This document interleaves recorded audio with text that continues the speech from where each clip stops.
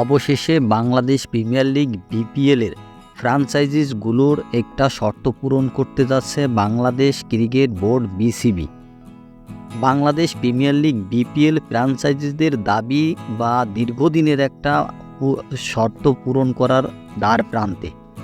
BPL থেকে অর্জিত রাজস্বের একটি অংশ এবার ফ্র্যাঞ্চাইজিসদের মধ্যে ভাগাভাগি করার সিদ্ধান্ত নিয়েছে বাংলাদেশ ক্রিকেট বোর্ড বিসিবি। ফ্র্যাঞ্চাইজিসরা 2020 সাল থেকে এই রাজস্ব ভাগ চেয়ে বিসিবির কাছে আবেদন জানিয়ে আসছিল।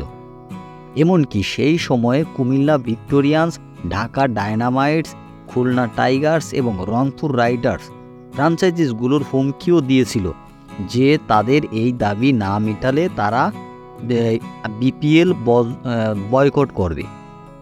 তাদের দাবির প্রতি সাড়া না দিলেও তারা টুর্নামেন্ট বয়কট করবে এমন যে একটা দিয়েছিল আভাস, তারই পরিপ্রেক্ষিতে সে সময় বিসিবি সভাপতি নাজমুল হাসান পাপন মিটিং ডাকলেও রাজস্ব ভাগ নিয়ে কোনো ইতিবাচক সিদ্ধান্ত দেয়নি।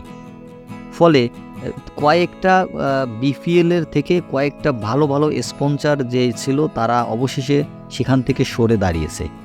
বর্তমান চ্যাম্পিয়ন ফরচুন বরিশাল সম্প্রতি আবারও বিসিবির কাছে রাজস্ব ভাগের দাবি জানায়। বিষয়টি গুরুত্ব সহকারে বিবেচনা করে বিসিবি সভাপতি ফারুক আহমেদ এ নিয়ে ইতিবাচক সিদ্ধান্ত জানিয়েছে যে আসলে এইটা করা উচিত, আর নয় ফ্র্যাঞ্চাইজিসগুলো তাদের যে একটা লাভের অংশ, সে লাভের অংশ কখনো কখনো হয় না এবং অবশেষে তাদের এখান থেকে যে টাকা লাভ হওয়ার কথা প্লেয়ারদের দেওয়ার পরে কিন্তু সেখান থেকে আর তাদের লাভ হওয়া সম্ভব নয়।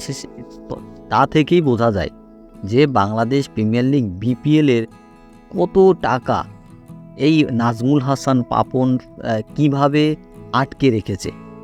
অবশেষে ফারুক আহমেদ বর্তমানে বাংলাদেশ বিসিবির ভালো একটি সিদ্ধান্ত নিয়েছে বলে কিছুটা হলেও মনে হয়।